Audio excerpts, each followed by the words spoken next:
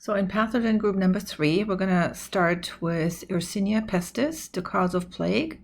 That's a bacterium that has caused much devastation throughout the world. It's a gram-negative rod, oval bacillus. You can see it's kind of a short rod. Bipolar staining means that it stains unevenly and it gives it what people call a safety pin appearance. Take a look at this one right here. So it kind of looks like a safety pin, and that's called bipolar staining. It's kind of darker on the ends, and then in the center you have that little light spot right there. It's in the class of the Enterobacteriaceae. Can grow aerobically or facultatively anaerobic. No capsule, no motility for your pathogen sheet. More info for your pathogen sheet would be the reservoir, and that in this case is rodents. The vector that's needed for transmission is fleas. And then there are a couple of different versions of the plague that you might get, like sylvatic plague, bubonic plague, plague pneumonia, pneumonic plague, but the most common form would be bubonic plague, this one right here. And the name comes from bubos, and those are the bulging lymph nodes, those swollen lymph nodes that you can see that causing these bumps or bubos, and that's how that name came about. Other symptoms of bubonic plague include fever, chills, headache, malaise, prostration. You feel absolutely terrible, and petechial rash. That means blood vessels are breaking and little spots of blood show underneath the skin. Now let's take a look at how this works. So here's a flea, and this flea, this is typically a rat flea, so it likes to feed on rat blood. And what happens is an infected rat, so a rat that has the bacterium, the bacteria will be in the blood, and the rat flea will suck that blood, and now the rat is infected. What the bacterium does to the rat is it blocks the spiny valve. So the spiny valve is right here, and so this is sort of the entrance to the stomach of the flea. Now, once the flea is infected with the bacterium, then you have this spiny valve will be blocked right there. And that means the flea is trying to suck blood, but none of it ends up in its stomach. And so the flea is getting desperate because it's hungry, but none of the blood it's sucking is going down to the stomach. And so it keeps getting hungrier and hungrier and is looking desperately for food, and so then humans would be an accidental host, and so the flea is trying to then suck some blood from humans, and that's how humans get infected. Plague areas in the United States. You might think that plague is eradicated in the United States, but that's not true. There are not many cases, but every year there are some cases. And you can see more sort of the southwestern area of the United States is sort of where most of the cases are localized. Worldwide, it's also still there. It's not many cases because you can treat this disease now with antibiotics, and there's just not many cases that are present, but there's still some in the world. History of plague pandemics, it's interesting.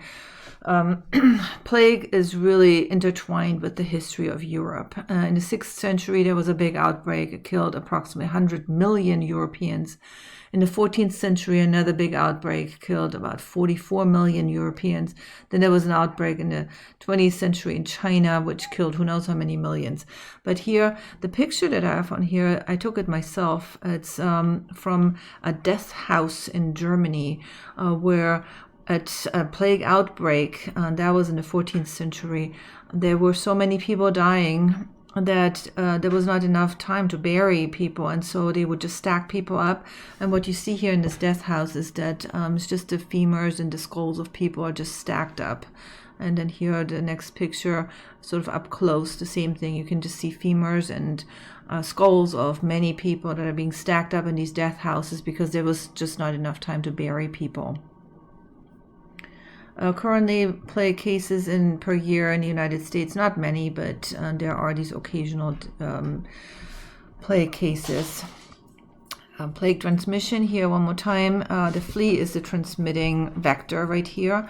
The flea would have to suck blood from an infected animal, which is typically a rodent, a rat, or it could be also, here's a mouse, a chipmunk. And then the desperate flea that doesn't get, has its spiny valve blocked, it's trying then to suck blood from a human, and that's how you would get infected. So finishing up here on plague transmission, again, you would have an infected flea that will suck blood from our human right here, and that's how the human gets infected. This person would get bubonic plague. And you can see the buboes in the axillary lymph nodes.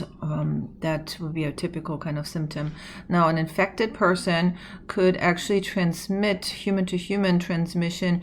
That would be through droplet infection, and that person would end up with pneumonic plague, which is even worse. Next pathogen is Francisella tularensis, the cause of tularemia. Quickly, the profile: reservoir are rabbits, other animals, ticks. It's a gram-negative rod, oval bacilli. Kind of looks like the Yersinia pestis that we just had. So also this bipolar staining. It's very typical right here. Looks just like a safety pin. And then this one is strictly aerobic, does form a capsule. Requires enriched media if you wanted to grow it. It's highly virulent. That means the infectious dose, the ID, is as low as 10 cells. So that means you can get tularemia if you're exposed to 10 cells, 10 bacterial cells. That's very low. It has many modes of transmission, and sometimes people get this from when they're gardening. Here, an example of transmission through the bite of a tick or a deer fly. You can also get it through inhalation, various things here, the gardeners, the example that I just mentioned, also through ingestion of infected food or contaminated food, through skin contact, splash into the eye, all of that's possible. Forms of tularemia shown right here. That means a lot of people getting these skin ulcers right here. So you see on that person's forehead right there. This is called ulceroglandular. So it's basically a skin ulcer that breaks open and doesn't want to heal. Then it's also called lymphadenopathy. So you will also have the swollen lymph nodes, just like we had with the Yersinia pestis. Then you can also have glandular tularemia with no ulcer, or ocular, intestinal. That would be pain associated with vomiting and diarrhea. Pneumonic forms, and then systemic forms could be also forms of tularemia. So here the ulcers, the typical ulcer, that would be here. This is called the primary lesion, the ulcer. And then tularemia in the United States, 2015 reported cases. You see, it's not many. It's not a big problem. Here, sort of the profile of a time period of 65 years. You can tell it's not many cases per year. But tularemia was once considered as sort of the ideal bioterrorist weapon because of this low infectious dose that's necessary. And so it has these many modes of transmission. And people were worried that some evil person might end up using crop dusters and spray a whole area. And since it's such a low infectious dose, then a lot of people would get sick.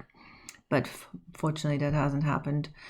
Next pathogen would be Borrelia burgdorferi, the cause of Lyme disease. That one is still very frequently seen kind of pathogen. It's a gram-negative spirochete. You can see an example down here, spirochetes of a spiral-shaped bacterium. The reservoir is mice and deer. It can also affect dogs, cows, and horses. The vector, so the means of transmission from the reservoir to then the one that gets infected, is via ticks. It affects the skin, the joints, nervous system, and the cardiovascular system. Here reported of Lyme disease cases in the United States in the year 2015. You can see sort of the northeast of the United States is pretty affected here. But it's kind of a seasonal disease depending on when the ticks are around. So increases in Lyme disease here. You can take a look at some of the demographics here, or the profile here, the epidemiological profile for various years. Symptoms of Lyme disease shown here. So it's estimated that only about 5 to 40% of human infections are symptomatic. That means the majority is actually asymptomatic. The initial rash is this bullseye rash that I'm going to show you on the next slide. That's the most reliable symptom. Once the rash appears, and it's usually people also experience fatigue, fever, headache, stiff neck. Arthralgia means the joints are hurting. Myalgia, the muscles are hurting. And late symptoms would include arthritis, meningitis, that would be a severe case, cranial neuritis, facial palsy, and disorders of the heartbeat. Those are rather rare and associated with late disease progression. So here, Lyme disease, the typical bullseye rash that you see. You can see this circle that's forming right here, and here these sort of circles that's called the bullseye rash around the site of the tick bite. The Lyme disease reservoir and the vector, of course, here's the tick. These are the ticks.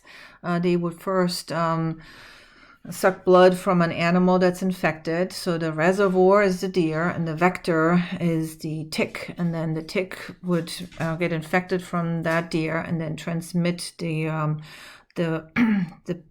bacterium to the person that they are sucking blood on next, and that could be a person.